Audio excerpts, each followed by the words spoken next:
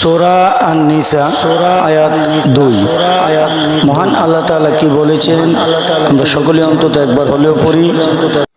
সূরা আল মাইদা আয়াত 9 এবং 10।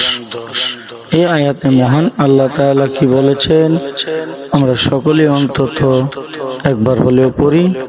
ইসলাম প্রচারের ভিডিওটি শেয়ার করি আপনার পাশে। ইসলাম প্রচারে ইসলামিক আরবি টিভি। সূরা আল মাইদা এই আয়াতে মহান আল্লাহ তাআলা কি বলেছেন আমরা সকলে অন্তত একবার হলেও পড়ি।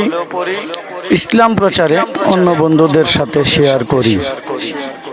ইসলাম প্রচারে আপনার পাশে ইসলামিক আরবি টিভি।